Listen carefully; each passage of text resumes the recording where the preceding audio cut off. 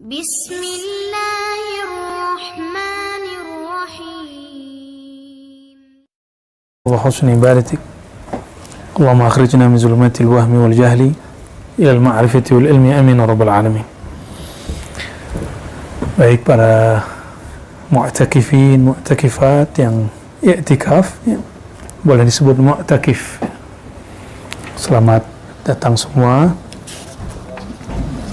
Insyaallah setiap ba'da asar selama 10 hari ke depan kami akan membuka kitab Rasyahat Ainul Hayat yang ditulis oleh Syekh Al-Harawi ya, Syekh Hussein Ali bin Hussein Al-Harawi, berkaitan dengan silsilah ahli zikir ya, silsilah ahli zikir.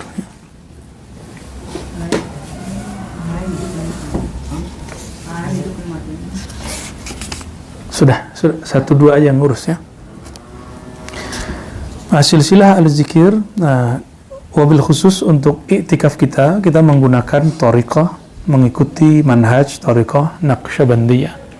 Nanti ada suluk Syazili, ada suluk Ahmadi, Idrisi, macam-macam jenis suluk, ada khalwati, ada ya, nanti yang sanggup kita ikuti ya saja dulu.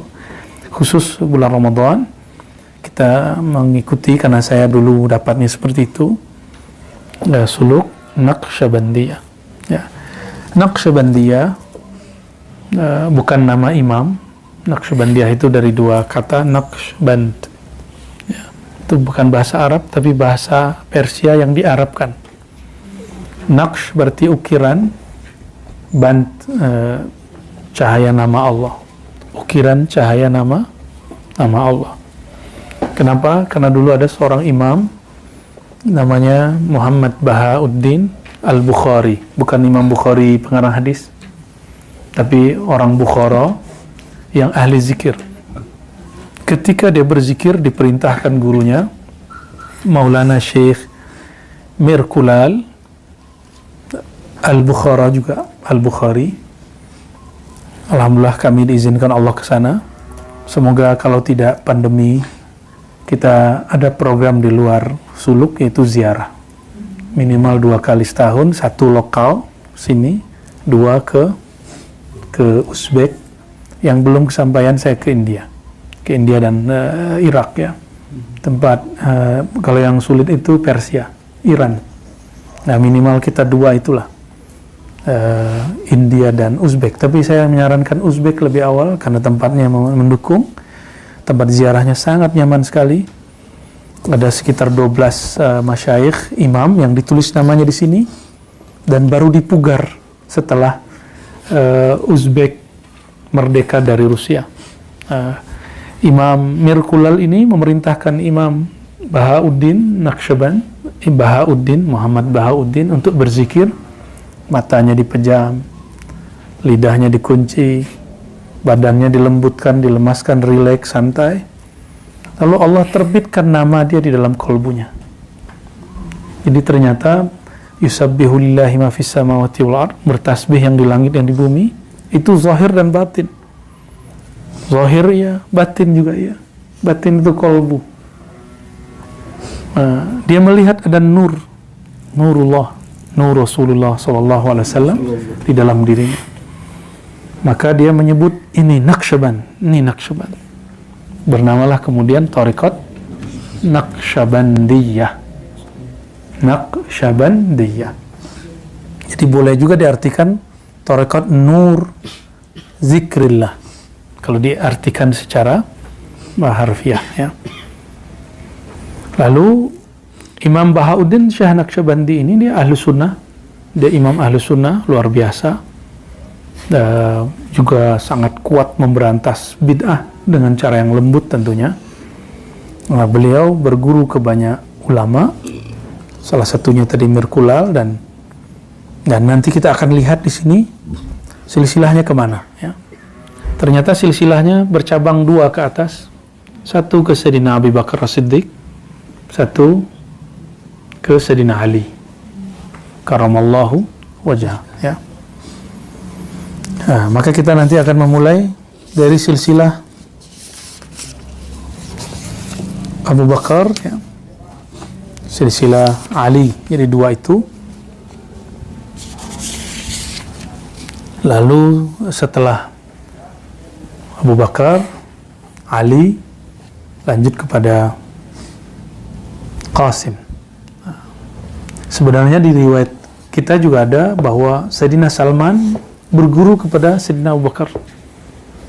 Jadi Nabi turun ke Abu Bakar, turun ke Salman, turun ke...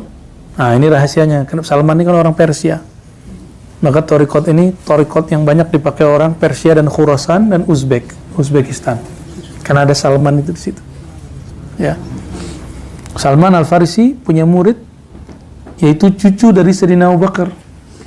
Yang namanya Sayyidina Qasim. Sayyidina Qasim ini kalau di Jawa ada wali 9, dulu di Madinah ada namanya wali 7. Bahasa Arabnya fuqaha'us sab'ah. Dulu wali itu disebut fuqaha.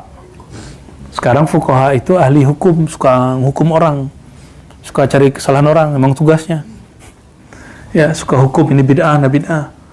Kalau dulu fuqaha itu artinya boleh disebut juga aulia.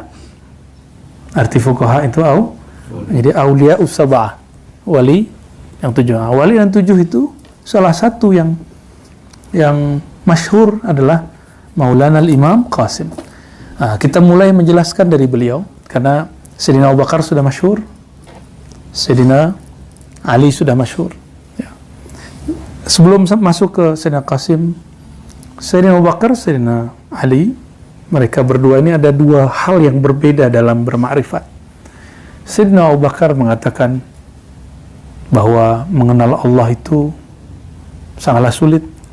Ya. Ketika engkau mengaku tidak tahu, itulah pengetahuan yang hakiki. Jadi orang kalau sudah merasa dirinya kosong, baru Allah isi. Itu thariqahnya Sayyidina Abu Bakar. Ya, qauluka la adri. Ya. Ya, apa kata beliau ketika orang mengatakan la adri, itulah dia mendapat ma'rifat. Lain dengan Sayyidina Ali. Sayyidina Ali mengatakan engkau berma'rifat itu, mengenal Allah itu, ma'rifat berarti mengenal, ketika Allah yang mengenalkan dirinya kepadamu. Araftu Rabbi bi Rabbi. Aku mengenal Rabbku, Tuhanku, karena dia mengenalkan dirinya kepadaku. Ya. Semakna nggak dengan Sayyidina Abu Bakar? Sebenarnya sama. Namun Sayyidina Abu Bakar membuka awal, engkau kosongkan dulu dirimu. Jangan merasa alim, jangan merasa sudah bertorikoh, bermazhab, jangan merasa diri sudah bersanad, dan lain sebagainya. Itu di-keep, itu harus disimpan di tempat yang suatu saat perlu dikeluarkan. Ya. Lalu, setelah dibuka oleh Sayyidina Abu Bakar, orang murid-murid kosong, nah dilanjutkan oleh Sayyidina Ali. Jadi ilmu ma'rifat berkembang sampai akhir zaman. Syariat berhenti. Syariat tidak boleh lagi berubah. Ya, inqata'at asy-syariah, sudah selesai syariat. Tapi nasya'at wa tatawwarat wa zadat wa namat al-ma'rifah. Sedangkan ma'rifat, knowledge, pengetahuan tentang Allah itu bertambah. Itu yang bertambah. Inilah makna para kalam dari Sayyidina Abu Yazid, ya, dan imam-imam yang dahulu. Apa kata beliau? Kami berenang di lautan ma'rifat yang mana para nabi selain Nabi Muhammad dulu berhenti di pantainya. Bayangkan samudra laut itu adalah ma'rifat, samudra ma'rifat. Para nabi sebelum Nabi Muhammad dulu berhenti di situ. Karena memang para nabi belum disempurnakan Allah kecuali dengan Nabi Muhammad SAW. Ketika Sayyidina Muhammad SAW Allah utus sebagai Rasul, maka sahabat-sahabatnya, umat-umatnya disuruh menikmati dan berenang di lautan ma'rifat itu. Itu salah satu makna yang disebutkan oleh Syekh Muhammad Al-Kattani mengenai makna Apakah maksud kalam wali-wali terdahulu? Kami berenang di lautan ma'rifat yang dulu para nabi berhenti. Kenapa? Ini lautan Nabi Muhammad sallallahu alaihi wasallam. Yang boleh masuk itu cuma umatnya. Yang boleh berenang di situ cuma umatnya. Itulah sebabnya para nabi ikut sholat di belakang Nabi Muhammad sallallahu alaihi wasallam waktu Isra, supaya mereka sah menjadi pengikut Nabi Muhammad sallallahu alaihi wasallam. Jadi jangan heran kalau obrolan ma'rifat kitab per zaman, per masa itu bertambah berkembang, bertambah berat. Tapi berat terasanya tidak berat. Pembahasannya rumit, tapi ketika dibaca tidak rumit. Dulu sahabat Nabi membahasnya cuma sedikit karena zaman mereka zaman memantapkan syariat. Nah, di zaman kita syariat sudah mantap, maka kita harus upgrade terus. Kita memantapkan ilmu ma'rifatullah. Ya. Apakah ini berlebihan? Tidak. Iman sahabat masih lebih tinggi dari kita. Cuma ma'rifat sahabat, knowledge sahabat, pengetahuan sahabat belum tentu lebih tinggi dari orang akhir zaman. Apa beda iman dengan ma'rifat? Beda. Kalau iman karena mereka bertemu Rasulullah, jumpa Rasulullah, maka iman mereka jauh lebih tinggi dari kita. Tapi kalau knowledge, coba sahabat-sahabat apakah mereka sekolah? Apakah sahabat-sahabat tahu jumlah hadis sebanyak jumlah hadis Bukhari? Yang rumit itu? Enggak. Nah, maka knowledge itu berkembang. Kalau ditanya, coba bawa siapa yang masuk ke alam sahabat, tanya hukum kredit barang. Persoalan fikih hari ini nggak ada di zaman dulu. Hukum bank nggak ada di zaman dulu. Nah, jadi jangankan ilmu rohani, ma'rifat zahir pun berkembang. Apalagi ma'rifat batin. Tapi iman sudah flat. Yang bertambah itu indikasi iman. Jadi kalau ada ungkapan iman naik turun, itu indikasinya. Sedangkan iman tidak boleh nambah. Iman itu sabit fil qulub. Nggak boleh naik, nggak boleh berubah di bid'ah. Ya. Nah, ini perbedaan antara dua sahabat yang besar, dan kita nggak boleh berhenti, kita lanjutkan apa yang sudah mereka buka. Maka jangan heran ada ma'rifat yang dulu tidak boleh dibuka, zaman setelahnya orang biasa buka. Ya. Nah, insya Allah pun kita akan melanjutkan semangat ini, semangat menyebarkan ilmu-ilmu kerohanian, mengenal Allah Subhanahu wa ta'ala. Dalilnya apa?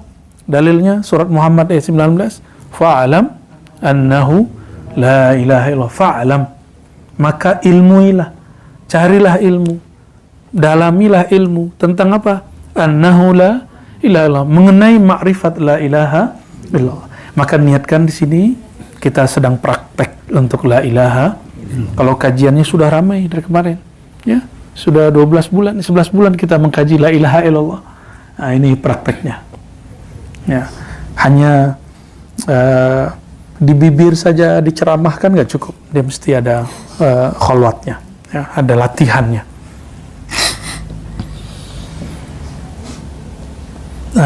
Imam Qasim ini, Qasim bin Muhammad bin Abi Bakar,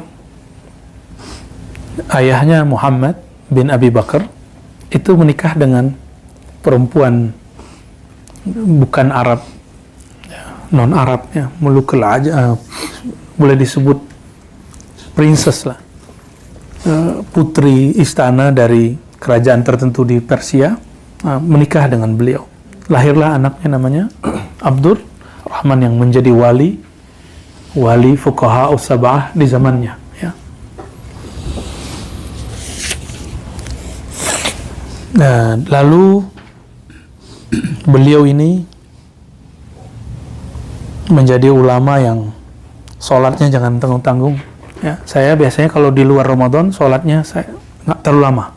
Tapi kalau khusus lagi khalwat, lagi itikaf, sujudnya kita panjangkan, rukunya kita panjangkan.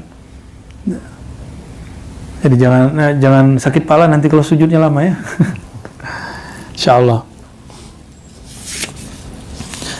Imam Muhammad ini beliau disebut dengan siqatun rafi'un alimun faqihun ima'un wari'un kathirul hadis. Jadi banyak meriwayatkan hadis. Ketika Yahya bin Sa'ad, ya, beliau datang, Yahya bin Sa'ad datang ke Madinah, apa kata dia? Adrakna bil Madinah ahadan nufaddiluhu alaih.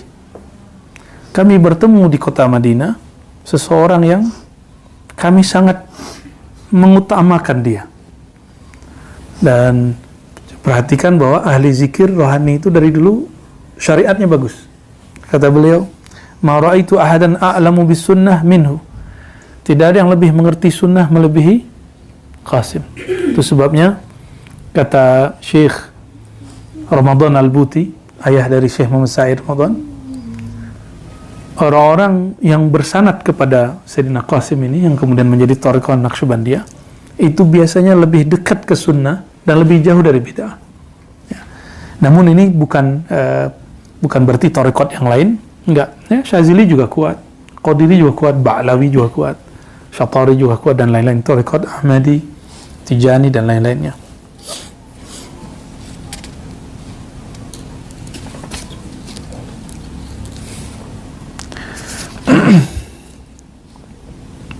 Beliau wafat, ya. Mata Al-Qasim bin Muhammad baina Makkah wal Madinah hajan atau mu'tamiran. Beliau ini wafat karena punya amalan haji hampir setiap tahun. Wajar, jaraknya dekat Mekah ke Madinah, Madinah Mekah. Nah, beliau wafat di antara itu dan kita nggak tahu tempatnya sekarang. Makanya kalau teman-teman nanti melakukan perjalanan dari Madinah ke Mekah, jangan lupa mengirimkan Fatihah untuk Sayyidina Qasim di tengah perjalanan. Ila ruhi Sayyidina Qasim bin Muhammad bin Abi Bakar Al-Fatihah. Ya, karena beliau dikuburkan, makbarahnya kita sekarang tidak tahu. Ya.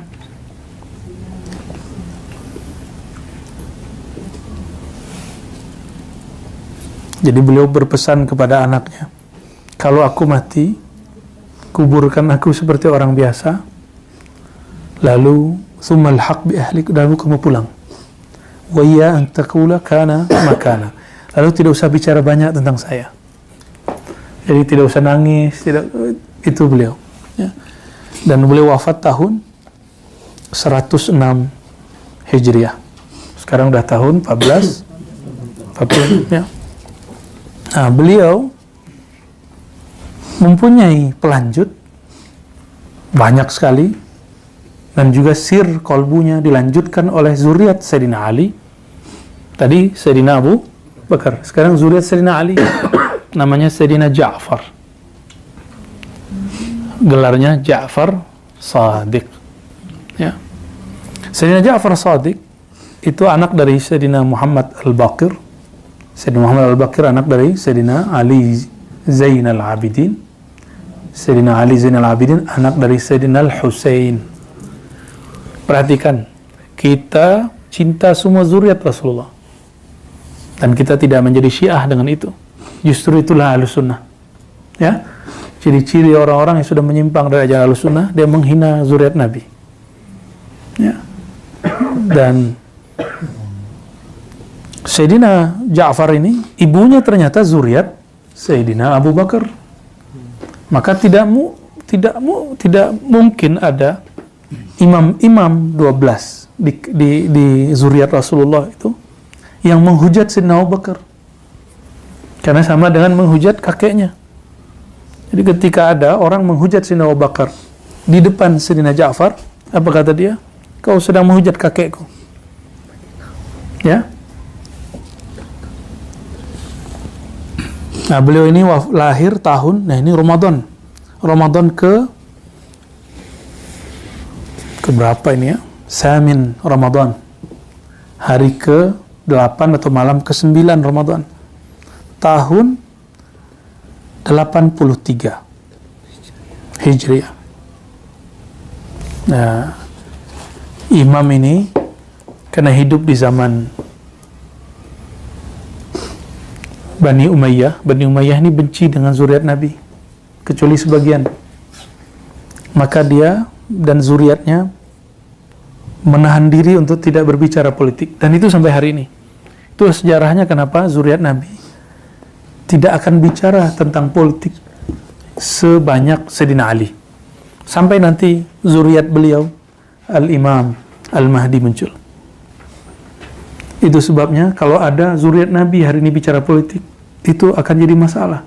Beliaunya nanti menghadapi ujian yang berat, tidak hanya di Indonesia, di negeri manapun, kecuali jalur Sayyidina Al-Hasan. Jalur Sayyidina Al-Hasan Brunei, itu kan Sayyidina Al-Hasan, ya, Sultan Hasanul Bolkiah yang mentakrif dulu, mentakrir salah satunya Syekh Maimun Zubair Bahmun, kemudian Yordan, dan terakhir Maroko, Maghrib. Itu zuriat Sayyidina Al-Hasan. Sedangkan zuriat Sayyidina Al-Husain ini agak berat, ini ujian beliau. Sayyidina Al-Husain pertama bicara politik langsung dipenggal dan dipisah kepala dengan badannya. Nah, maka saya kalau ada habaib berpolitik, oke, silakan. Tapi saya hanya berarti mendoakan beliau. Khawatir nanti ada ujian berat bagi beliau-beliau itu. Sedangkan kita cinta kepada beliau-beliau itu, ya. Dan yang kedua yang paling penting, Imam 12 yang diyakini Syiah Itsna Asyariyah, bagi mereka itu imam mereka, tapi bagi kita Ahlussunnah mereka itu imam kita. Bagi kita mereka tidak mungkin menghujat Sayyidina Abu Bakar, Sayyidina Umar, Sayyidina Utsman, Sayyidina Ali. Tidak mungkin menghujat sahabat. Sedangkan Syiah ini kan khasnya, yang Rafidhah itu hujat sahabat, karena menuduh sahabat Nabi merampas pemerintahan dari Sayyidina Ali. Nah, imam 12, jadi zuriat sampai ke 12. Bagi kita itu imam kita. Walaupun menurut mereka itu imam mereka. Dari mana saya tahu? Ternyata penulis kitab Barzanji itu nulis, ada kitab apa judulnya itu, tentang Nazam Ahlul Badr, ya, Nazam Ahlul Badr, kemudian Nazam Ahli Uhud, dan ada khatam doanya, dan dia menyebutkan nama Imam 12 setelah hanya orang-orang belakangan yang menuduh, ya. Jadi kita bersanad kepada Sayyidina Ja'far, sehingga Ja'far ini punya murid banyak. Imam Malik, guru Syafi'i, Imam Abu Hanifah, Hanafi, mazhab Hanafi, pernah dengar ya? Mazhab Hanafi yang sering dipakai oleh ulama India kebanyakan, dan ulama Turki. Mereka mengikuti Pakistan termasuk, bahkan juga Uzbek. Mereka Hanafiyah. Nah, Imam Abu Hanifah, nama kecilnya Nu'man bin Thabit, apa kata beliau? Laula Ja'far, kalau bukan karena Imam Ja'far ini, lahalaka ibn Nu'man bin Thabit. Tentu Nu'man bin Thabit akan menjadi orang yang binasa karena sombong dengan ilmunya.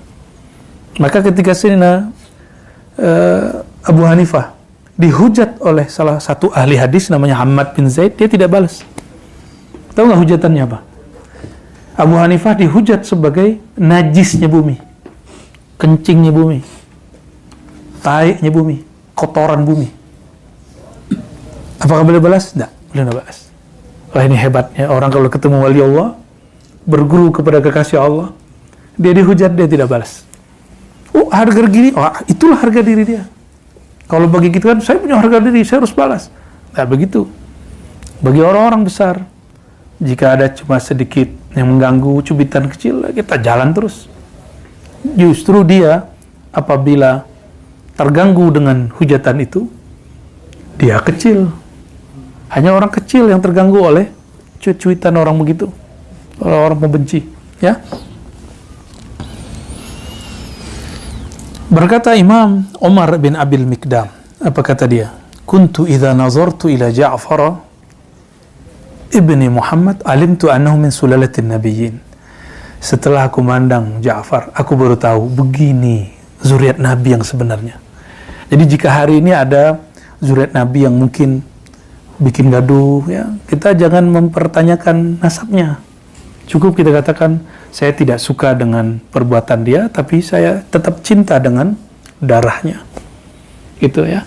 Jadi nggak usah kemudian pukul rata, kita buang semua, tidak boleh. Imam Malik berkata kepada Ja'far bin Muhammad, Imam Malik berkata kepada muridnya bahwa Ja'far bin Muhammad, Ja'far Shadiq ini pernah berkalam kepada sahibnya Imam Malik, namanya Sufyan Ats-Tsauri. Sering dengar Imam Sufyan Ats-Tsauri? Ya. Imam Sufyan Ats-Tsauri ini ahli hadis. Dia wirid baca Quran 20 tahun baru merasakan setelah bertemu Ja'far Shadiq. 20 tahun membaca Quran, ketemu Ja'far Shadiq baru dia menikmati baca Quran. Ya. Kata beliau kepada Imam Sufyan, "Hina qala la akum hatta tuhaddithani wa ana uhaddithuka." Wahai Tuan Syekh Ja'far, Tuan Imam Ja'far, saya tidak berangkat, tidak mau angkat kaki dari tempatmu sampai engkau mengajarkanku beberapa hal. Ya. Lalu Imam Ja'far jawab, baik. Ya Sufyan, nah ini pesan, ini kajian inti kita pada sore ini. Pesan beliau, ya Sufyan, idza an'ama Allahu 'alaika bi ni'matin fa ahbabta baqa'aha wa dawamaha fa aktsir min al-hamdi wa syukri 'alaiha. Jika engkau dapat nikmat, baik zahir atau batin. Zahir itu fasilitas duniawi, rezeki yang lancar, keluarga yang baik, anak-anak yang lucu, istri yang solehah, pasangan yang soleh, rumah, kendaraan, kerjaan, semua itu nikmat yang zahir. Nikmat yang batin, nikmat lezatnya zikir, lezatnya sholat tasbih. Tadi sudah coba ya, lezatnya duduk, walaupun sakit di kaki.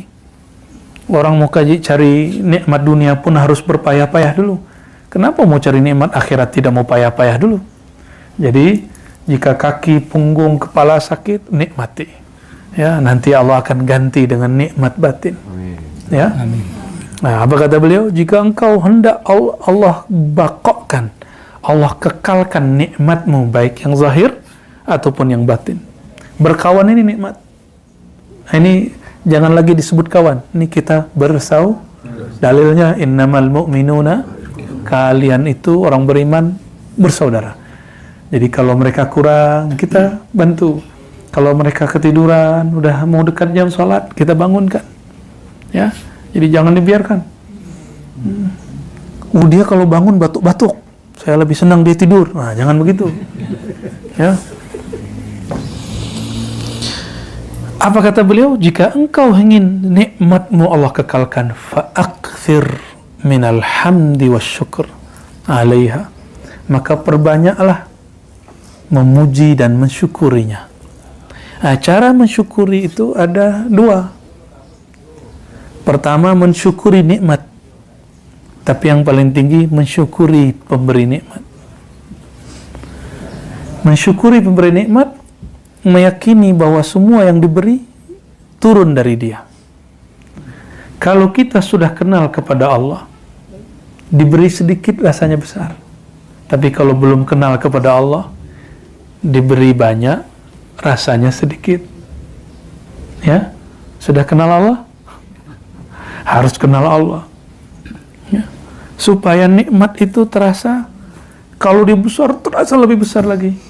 Dan ciri-ciri orang yang bersyukur tadi, meyakini sang pemberi itu Allah.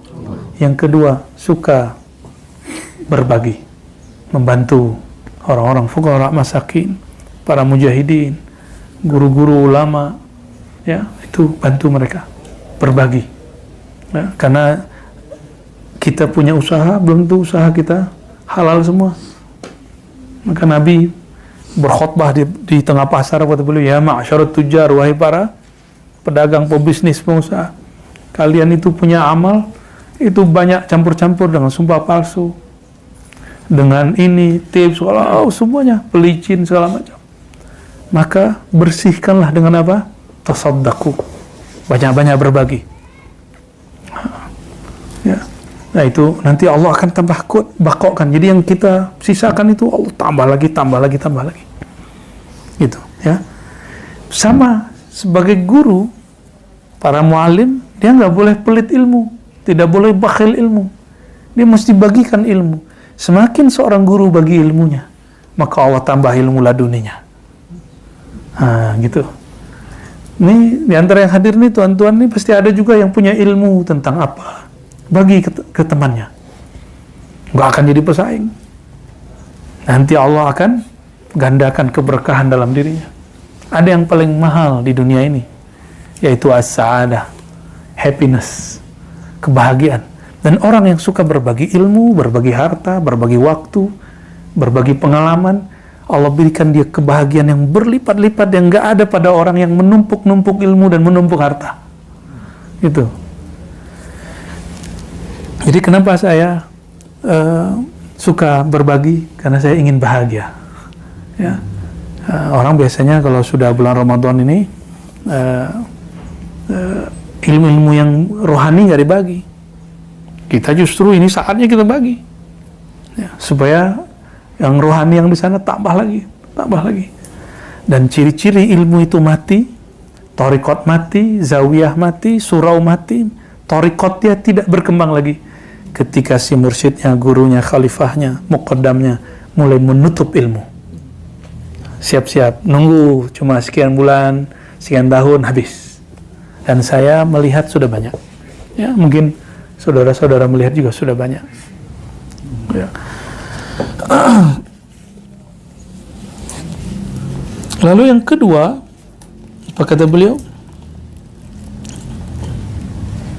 Sebelum kedua, beliau membacakan ayat la in syakartum la azidannakum.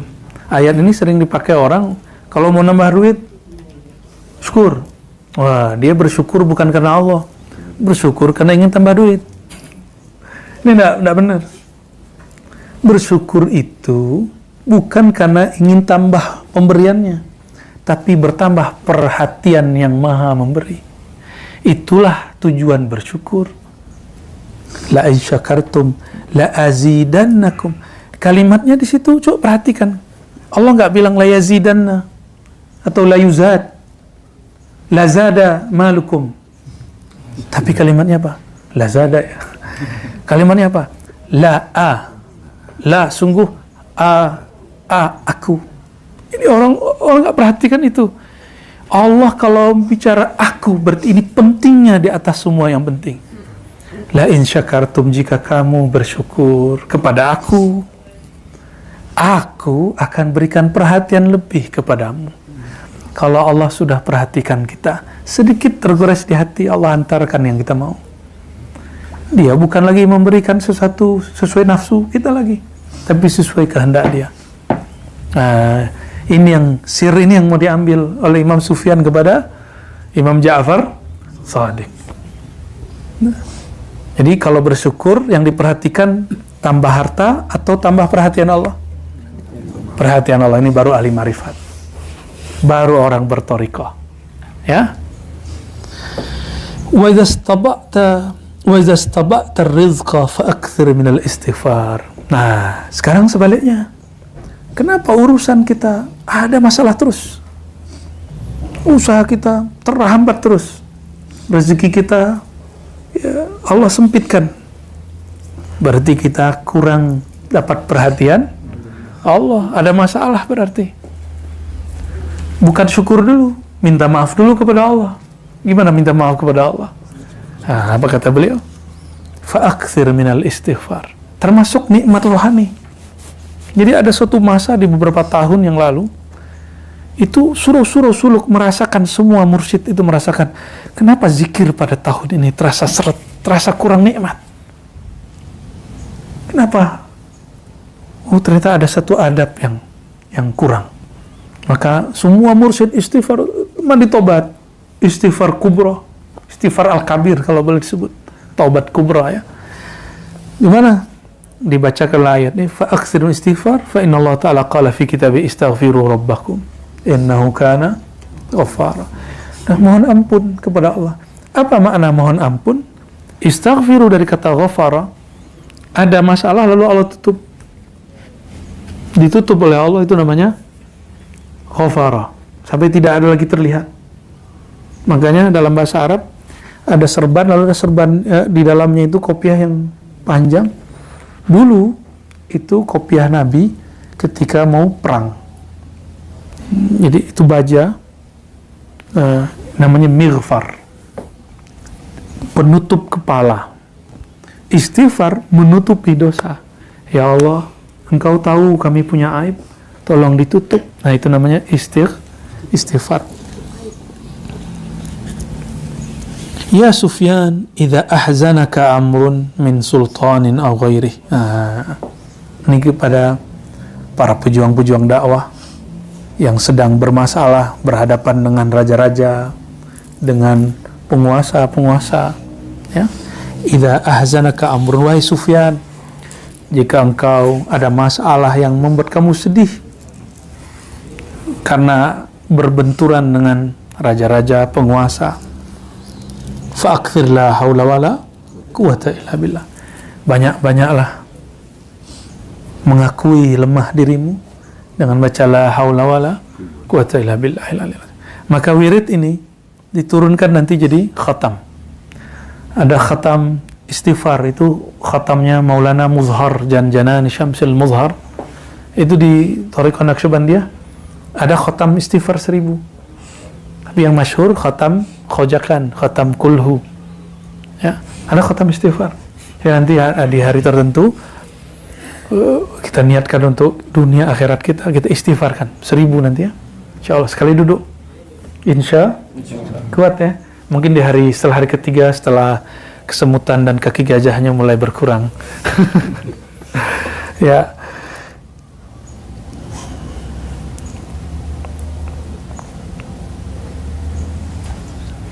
Lalu beliau ya ada kalam-kalam berikut yang kita skip, tapi saya tutup dengan kalimat yang menarik di sini. Kata beliau, kata Imam Ja'far, auhallahu ta'ala ila dunya. Allah pernah mewahyukan kepada dunia. Jadi Allah mewahyukan kepada lebah. Makanya madu itu menjadi obat. Karena ada sir Allah pada lebah. Allah juga punya sir kepada dunia. Walaupun dunia ini kata orang hina, tapi toh kita suka. Ya, siapa yang tidak suka? Tapi jangan cinta.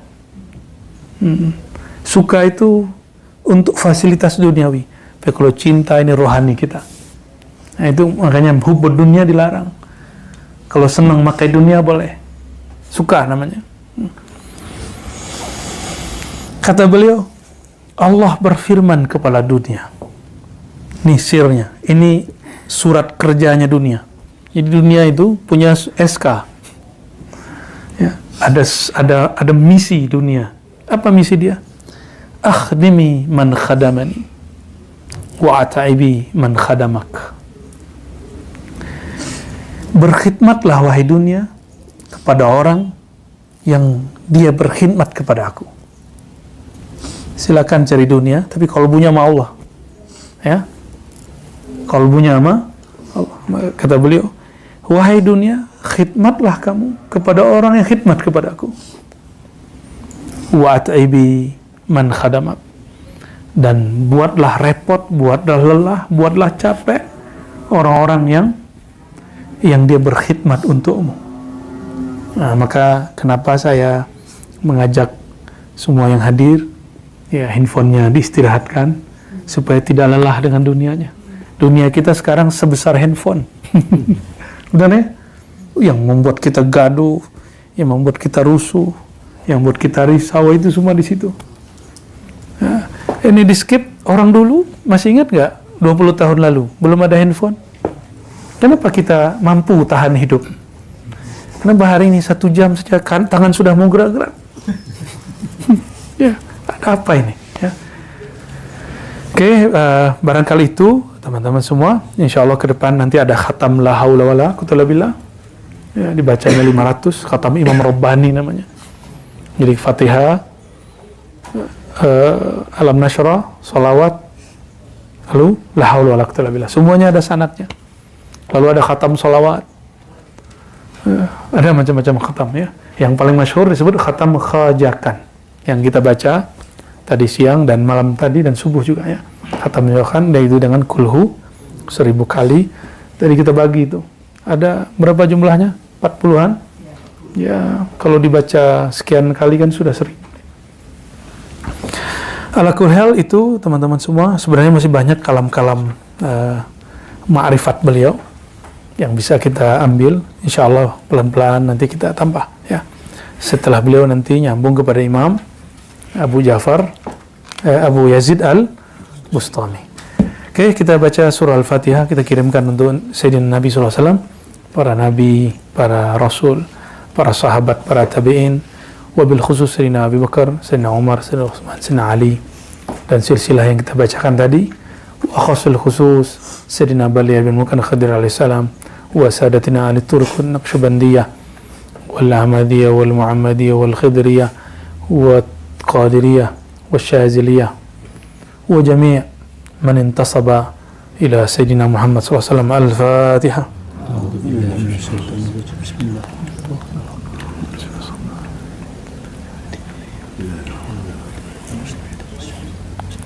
إلهنا ربنا أنت مقصودنا ورضاك مطلوبنا، أعنا على ذكرك وشكرك وحسن عبادتك، وصلى الله على سيدنا محمد والحمد لله رب العالمين. السلام عليكم ورحمة الله وبركاته.